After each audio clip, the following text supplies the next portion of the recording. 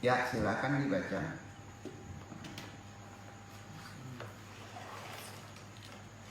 Quran surat Ad-Zumar surat 39 ayat 23 terkait kalau kita terganggu pada sholat, gimana supaya kita khusyuk permohonan kita setelah Al-Fatihah rakaat pertama di sholat fardu.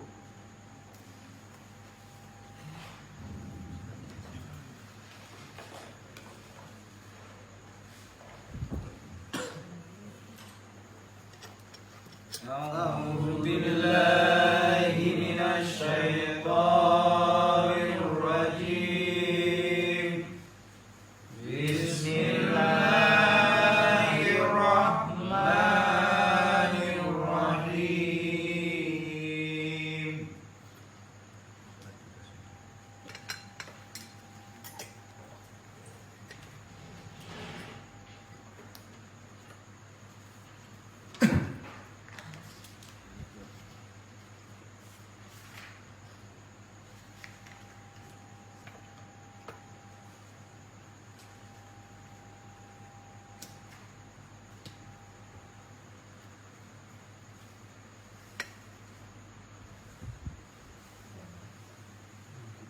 Allahu nazzala ahsana.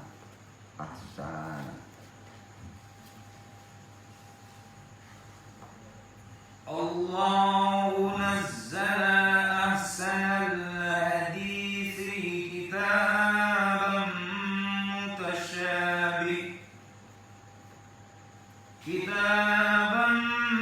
mutasyabihan mathaniya taqsha'iru minhu juludul ladzina yakhshawna rabbahum thumma talinu juluduhum wa qulubuhum ila dzikrillah. Dzalika hudallahi yahdi bihi man yasha' wa man yudlilillahu fama lahu min had. Allah telah menurunkan perkataan yang paling baik, yaitu Al-Quran yang serupa mutu ayat-ayatnya, lagi berulang-ulang. Gemetar karenanya kulit orang-orang yang takut kepada Tuhannya. Kemudian menjadi tenang kulit dan hati mereka di waktu mengingat Allah. Itulah petunjuk Allah, dengan kitab itu Dia menunjuki siapa yang dikehendakinya. Dan barang siapa yang disesatkan Allah, maka tidak ada seorang pun pemberi petunjuk baginya. Jadi khusyuk itu sebenarnya bisa terasa. Pertama takut kepada Allah ya. Ya, bukan ditakut-takutkan, bukan digetar-getarkan kan. Ya, bukan begitu. Macanya itu kan berulang-ulang. Jadi ulang. Ya. Nggak ada yang instan. Kan udah kan yang instan Pak? Nggak ada kan? Bukan uradan ya, sholat ya. Nah, ulang-ulang kan? Gitu ya. Jadi maksud berulang-ulang di sini kan di ayat tadi hukum-hukum, pelajaran, kisah-kisah itu diulang-ulang. Itu disebutkan dalam Al-Quran supaya lebih kuat pengaruhnya dan lebih meresap. Itu diulang-ulang supaya meresap. Diulang-ulang meresap itu salah satu supaya kita bukan paham ya, tapi khusyuk ya, ke jauh, meresap itu jauh ya. Diulang-ulang. Pukul, tunduk diulang-ulang ya. Jadi nggak ada yang instan. Jadi maksudnya itu ialah bahwa ayat-ayat Quran itu diulang-ulang membacanya seperti dalam mukadimah surat Al-Fatihah. Ya, Al-Fatihah kan diulang-ulang, itu kan di depan. Ya. Makanya potensi orang-orang soleh itu jarang sholat sunnah. Wajibnya diperbaiki terus.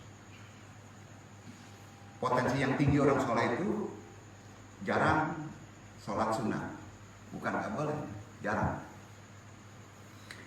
Karena energinya habis di sholat wajib.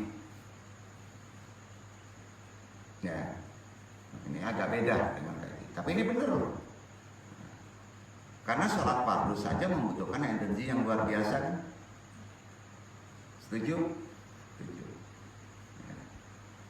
Hampir saja mau pingsan Nabi itu. Alhamdulillah bersyukur kepada Allah, kita bisa sholat biasa-biasa saja. Nah, gitu aja lah ya. Kan gitu, mana benar tuh. Jadi sujud kepada Allah kan itu inti dari tertinggi sholat pada postur. Ya, akal, pikiran hampir sederajat dengan nafsu kan. Ya itu sebetulnya sama derajatnya. Sujud kepada Allah kan suatu kewajiban yang nggak boleh tidak serius. Kalau ingin bagus sholatnya, jangan seperti patok ayam, itu pernah makanya.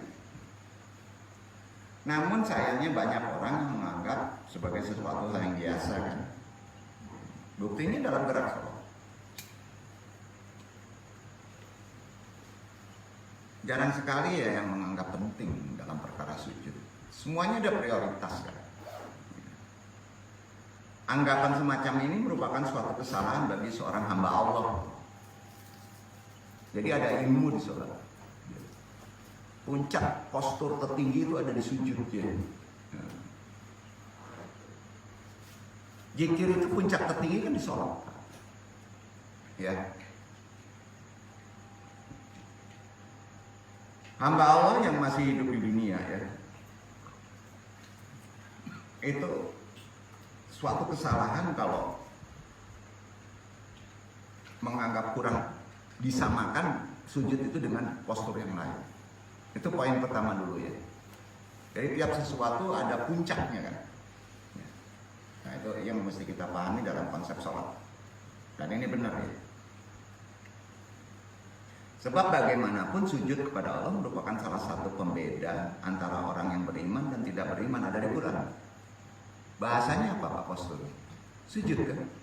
Ya. Karena itu pentingnya sujud, bukan hanya itu saja.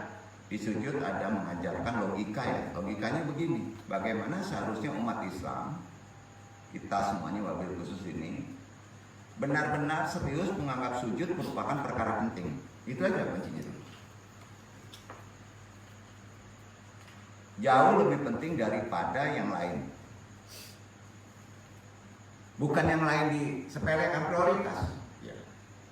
Karenanya Rasulullah bersabda, "Aqrabu mayakunul abdu wa huwa sajidun." Betul kan? Nah, posisi terdekat hamba Allah dengan Allah adalah ketika sujud. Jadi kalau sholat prioritas tertinggi kita pada postur apa? Sujud. Ya.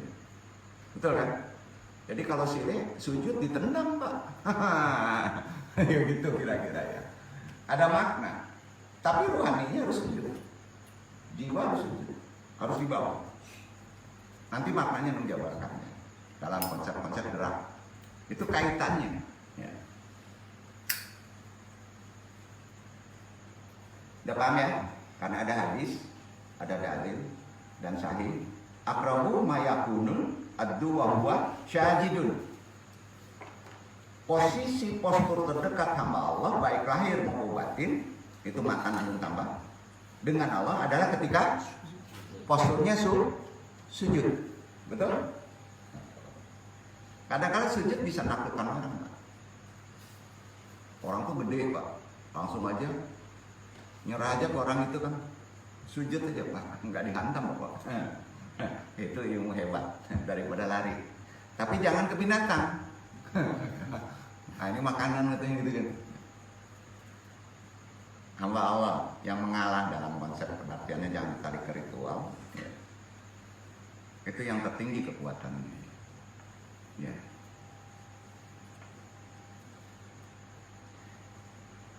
Ciri khas seorang nabi, orang mukmin, ciri utama umatnya Nabi dan orang saleh, sujudlah yang akan dibawa oleh orang itu ke akhirat pada sholat. Cirinya itu. Ciri Nabi begitu. Karenanya ciri khas utama umat Nabi Muhammad SAW adalah sujudnya. Ya bukan yang lain-lainnya. Bukan karena ulama, bukan karena sedekah. Ya. Kalau kita ciutkan dari sholat, sholatnya ya adalah sujudnya. Ya. Bukan perkara duniawi. Sedekah masih terkait dengan para duniawi, apalagi politik. Pemuliaan, umarah. Jadi antum jangan khawatir. Bisa mulia kalau kita tahu ilmu sujud. Antum kalau mengenal presiden penting nggak? Penting ya. Jangan sampai kita kenal presiden, presiden nggak kenal kita ya. Ini tuh. Kira-kira gitu. Kenal pejabat tinggi penting ya, penting juga ya. Kenal orang kaya penting juga ya. Iya kan? Bener tuh, itu natural. Punya duit banyak penting nggak? Penting ya. Iyalah. Punya cincin banyak penting nggak? Itu di kaku nih. Ya gitu ya. Dan lain-lain. Tapi sayang ya. Kalau sujud merasa tidak penting gimana ya?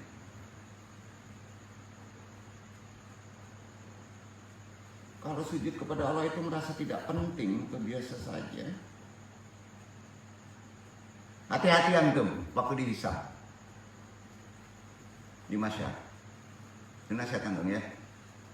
Jadi ini fokusnya kan lebih cenderung ke pikiran. Ternyata lebih penting dari kita kenal dengan presiden. Setuju nggak tuh? Nah, bagaimana kalau kemudian Allah mengatakan kepada kamu, kepada kita semua, sana pergi ke sesuatu yang kamu anggap penting, ya. Gitu kan? Minta ke dia, habis antum.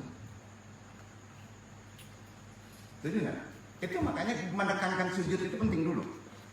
Kalau ingin khusyuknya bagus. Hati-hati pas kita dari tegak, ruku, pas mau sujud hati-hati. Sangat hati-hati. Aqrabu mayakunul addu wa huwa sajidun.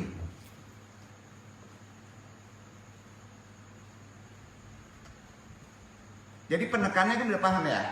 Hati-hati di situ, Pak. Jangan sampai pas sujud kita minta dunia kan jadi aneh, Pak. Itu di sunnah. Ya, ada berubah lagi. Ya. Memang kalau makomat tinggi itu kan ada perubahan, tapi tidak menggeser syariat. Memang betul memintalah kepadaku waktu aku sujud, ada hadisnya. Betul. Tapi minta apa? Dalam sholat pas dari wudhu, mau ke tempat sajadah, ada orang membatalkan kalau dia berpikir dunia. Bayangin. Ngomong dunia aja dibatalkan dia, kan? Apalagi sujud. Setuju? Kira-kira gitu deh.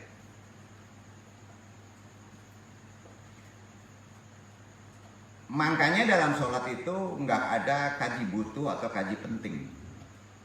Ya nggak ada. Ya. Yang fardu ya. Yang namanya sholat fardu itu tidak ada, Pak. Pemain silat ini butuh. Kalau datang kemari butuh.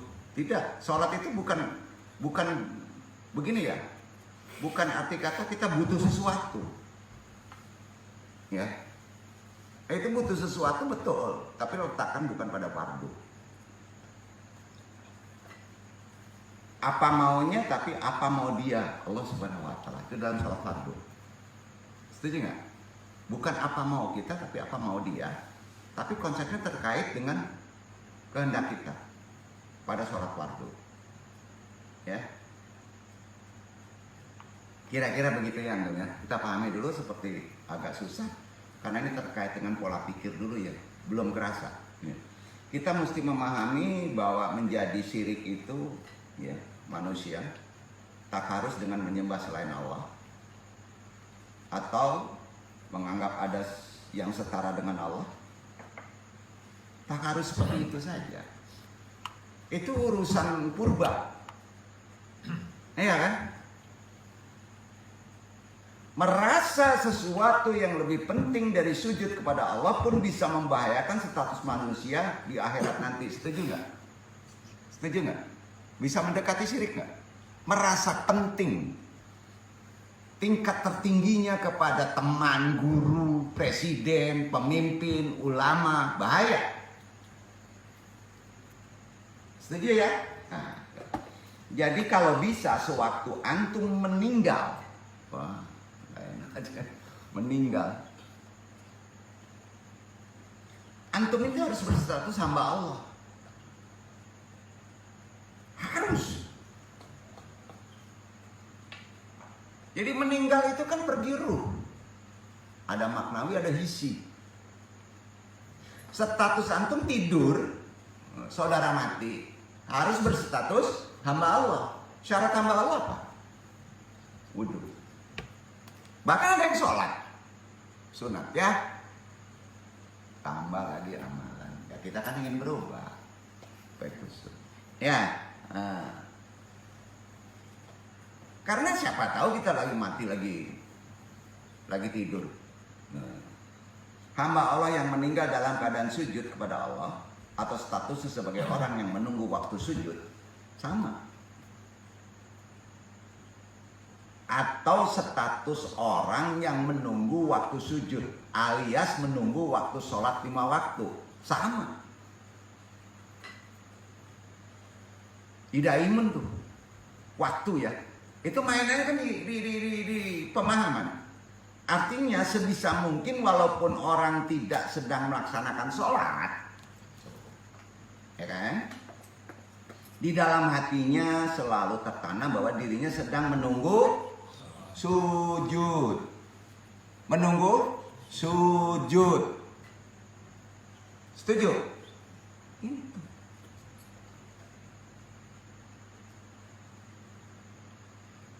Misal amalannya gini, ya, nung tanamkan dulu ya.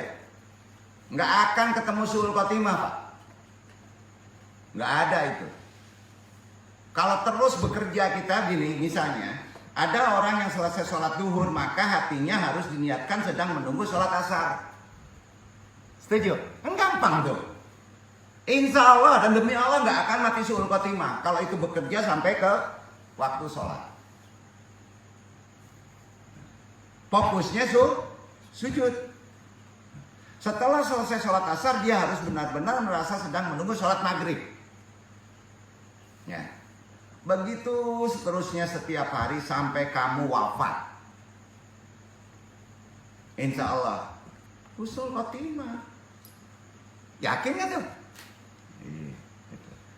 Nah, belum dikaitkan dengan waktu.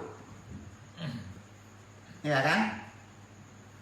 Kalau sudah memainkan waktu, kita sudah ada main kemauan diri.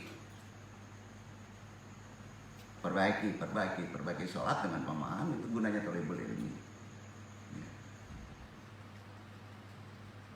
Jadi jangan sampai seseorang meninggal dalam keadaan statusnya sebagai orang yang berharap punya uang banyak. Naudzubillah min dzalik. Jadi status kita kan harus berubah. Berharap punya rumah mewah, status orang yang berharap pada hal-hal duniawi. Makanya jadi orang muslim jangan tolol. Siapkan diri kita menunggu sekarang untuk bisa sujud di waktu subuh. Tahajud urusannya lain, nanti menjabarkan. Di waktu sujud subuh. Ya. Kan itu waktu terpanjang. Maka ditidurkan. Hebat nggak Allah matur? Iya kan? Jadi sebenarnya nggak ada kesempatan kita nggak sholat. Waktu bagi Allah itu nol. Kalau kita niatnya aja tiap hari dari zuhur ke asar, niat kita menunggu waktu sujud. nggak ketemu husnul khotimah. Yakin nggak Pak? Yakin itu? Bukan menunggu kerja bro, kurangin.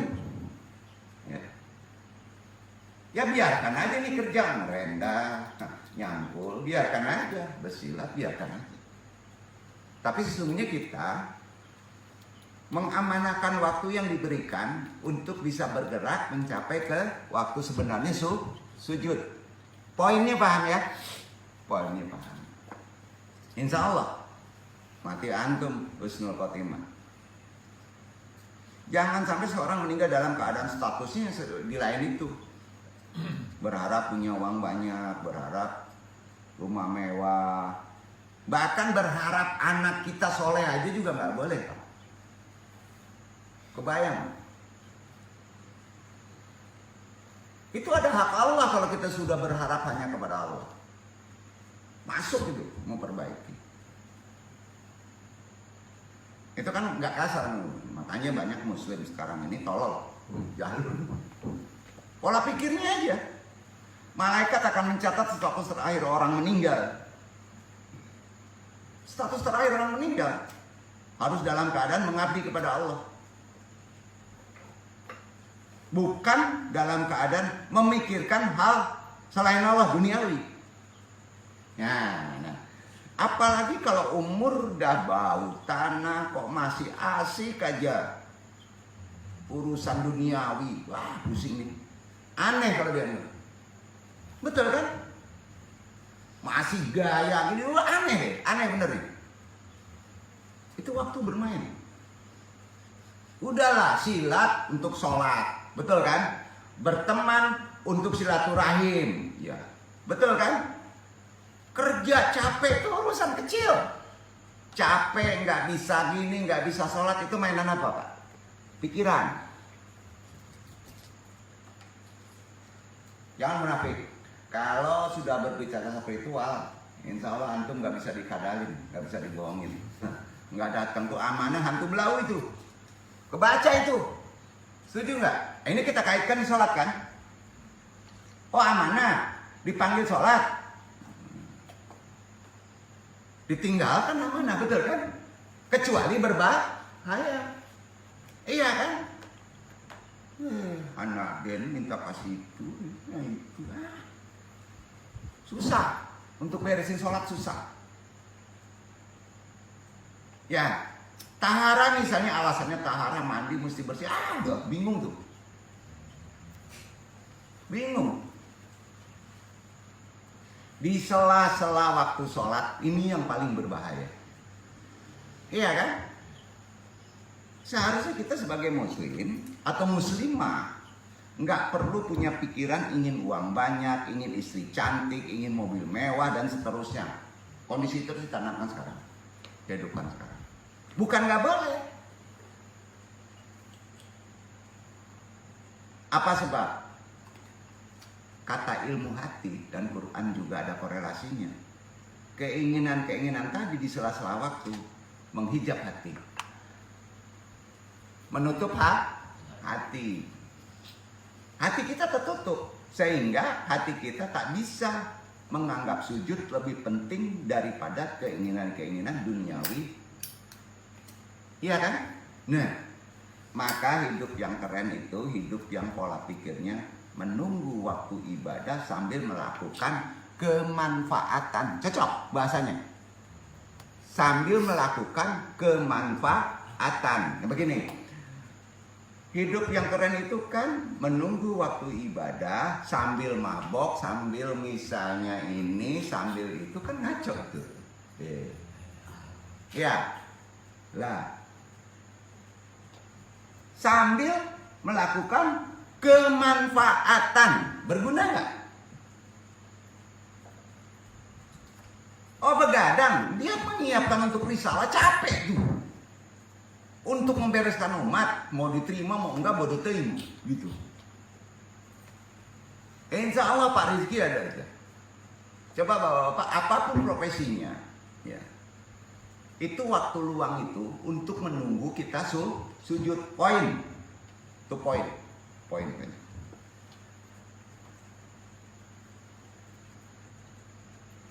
Maka hidup yang keren kayak gitu. Sekali lagi, jangan merasa tidak itu. Lakukan pemanfaatan. Bukan hidup menunggu makan. Salah juga tuh. Kapan? Nanti gua lah kalau udah makan nikah. Nantilah gua kalau udah makan zikir. Nantilah gua kalau udah makan taklim. Salah itu. Setuju nggak? Lah wong mati nggak ada nunggu mapan.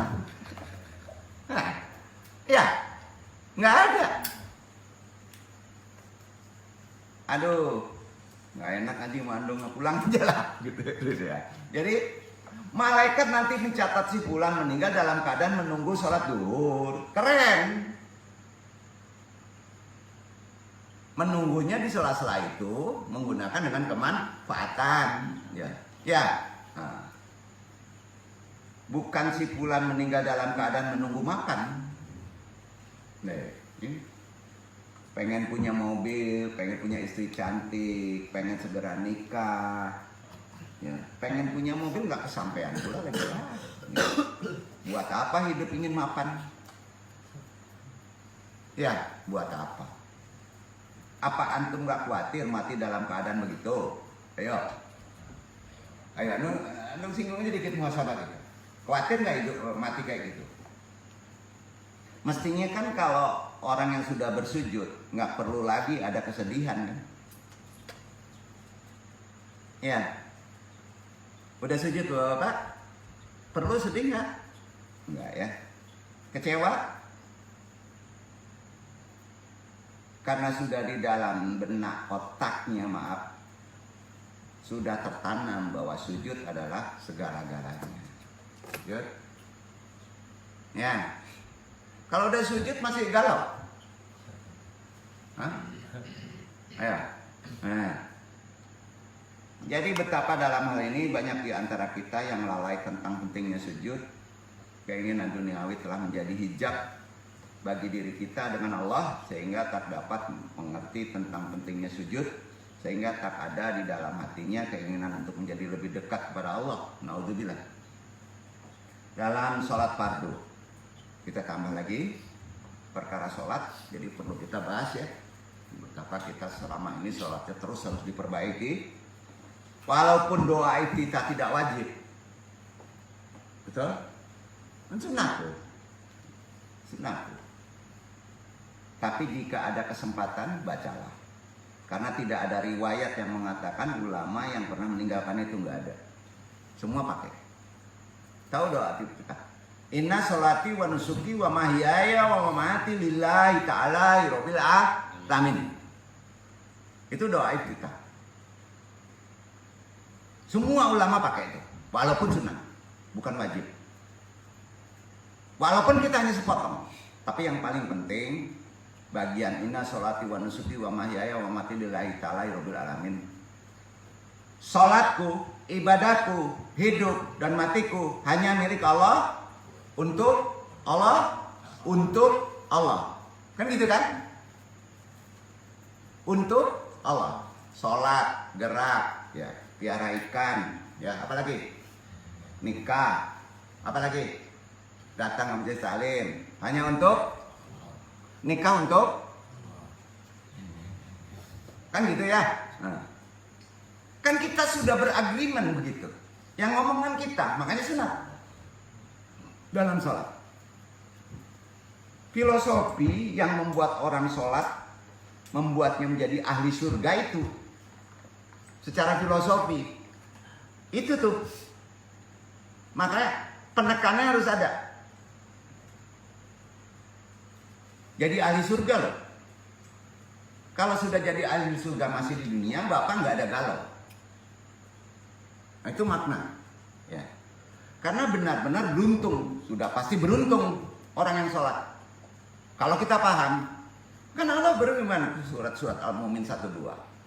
Artinya aja ya, sesungguhnya beruntunglah orang-orang yang beriman, yaitu orang-orang yang khusyuk dan sholatnya, kan gitu. Udah populer ayat itu. Pasti beruntung deh.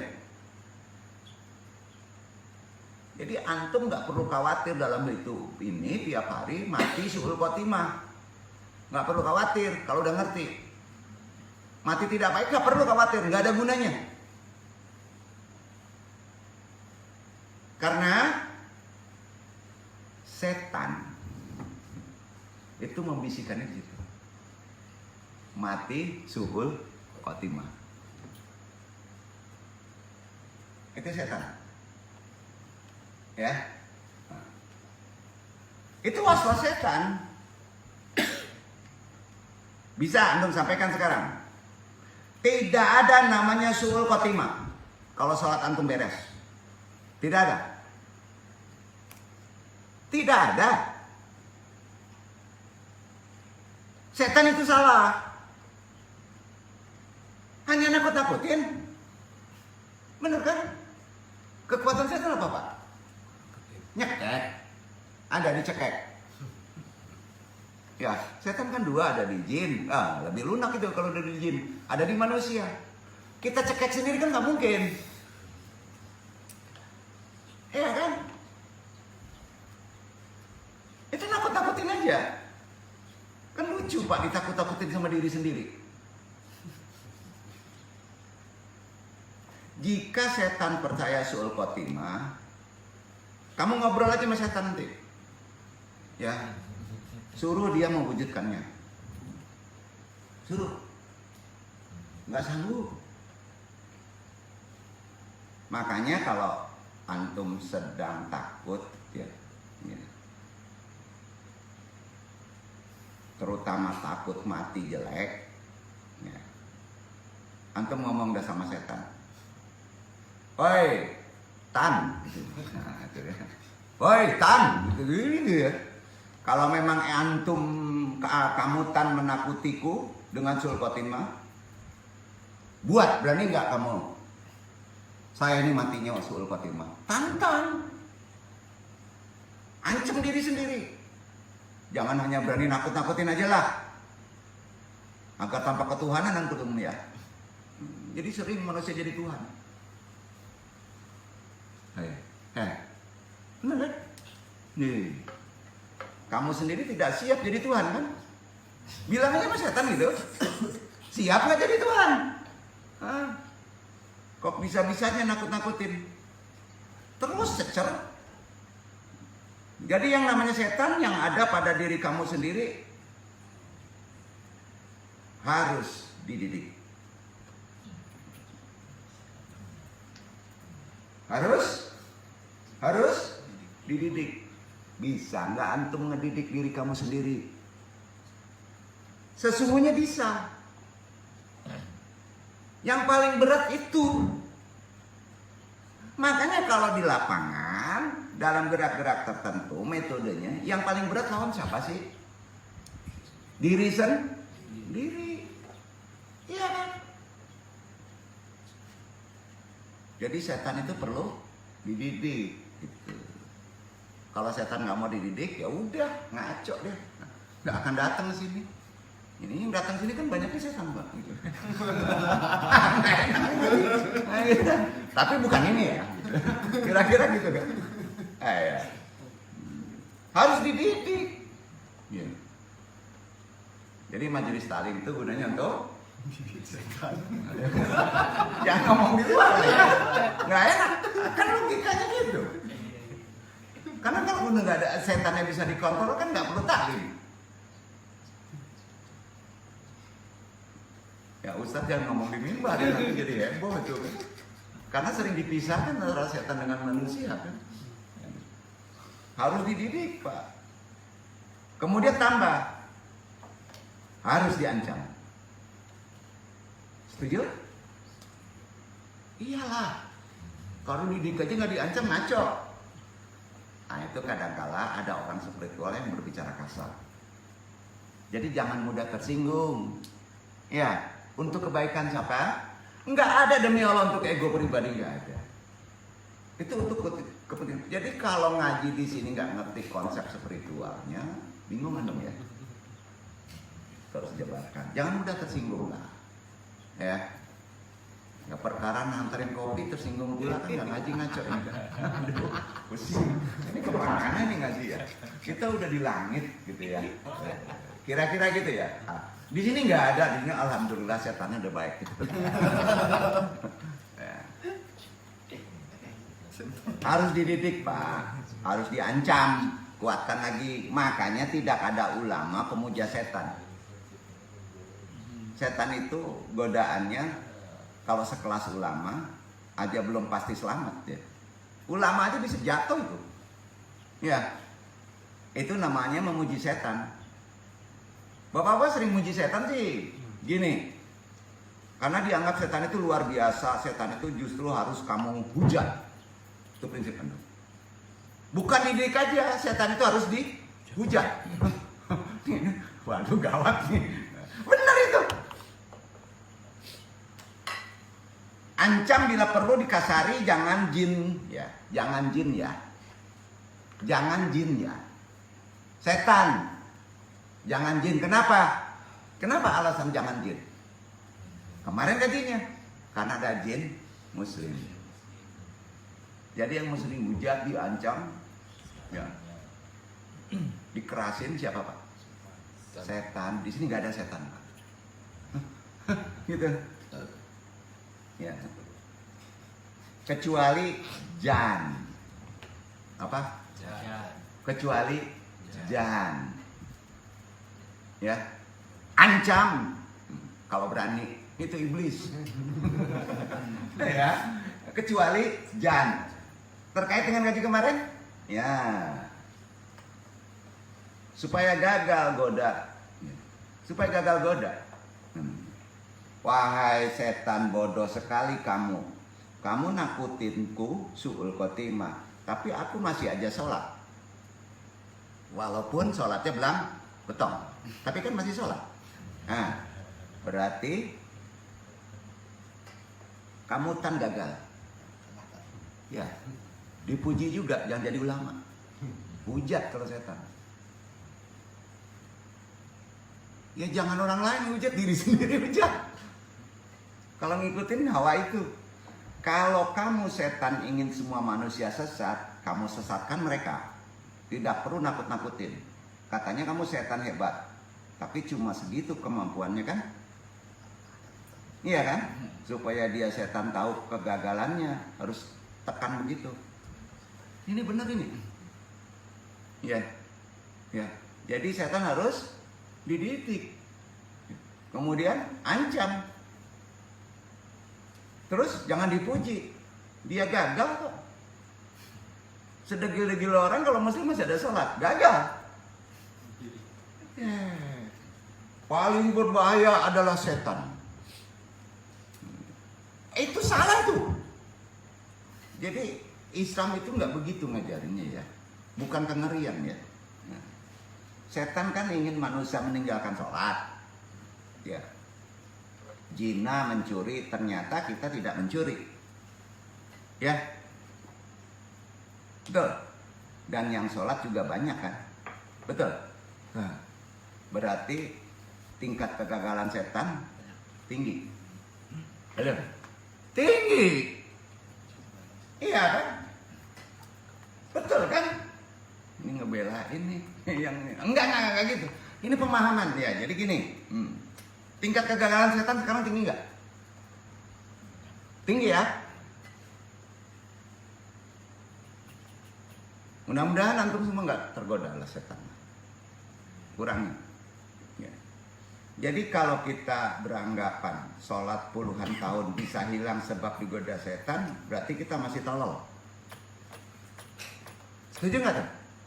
Nah, padahal jika kita sholat puluhan tahun, ya berarti setan ada dalam kegagalan. Betul kan? Nah, karena banyaknya orang yang sholat berarti setan telah gagal. Sekarang udah banyak masuk Islam, banyak setan gagal. Ya. Maka kalau antum makin berani kepada setan, hakikatnya sering berada di dirimu sendiri atau bisa jadi dirimu. Ya. Betapa bodohnya dia setan sampai mau masuk neraka. Tolol banget tuh. Ya. Kalau dia hebat, dia bisa bilang tidak mau. Ya Allah, saya ingin surga. Ternyata dia tidak bisa masuk surga. Bodoh banget ya. Iya kan? Nah, dan lemahnya dia kok dipuji? Nah, kok dipuji? Setan sangat lemah sekali. Tanamkan itu. Semua perdebatan itu berakhir ketika Allah berfirman. Sesungguhnya tipu daya setan itu lemah. Tanamkan itu. Tanamkan itu. Maka antum enak sholat. Sesungguhnya tipu daya setan itu lemah. Sesungguhnya tipu daya setan itu lemah. Nggak bisa menentukan. Nakut-nakutin aja bro, kayak anak kecil. Ancem. Bila perlu jangan diumbu ya. Jangan dirayu. Kita sendiri yang sering memujinya. Menganggap setan itu hebat. Hebat apanya udah jelas tolol. Ini tuh setan ya.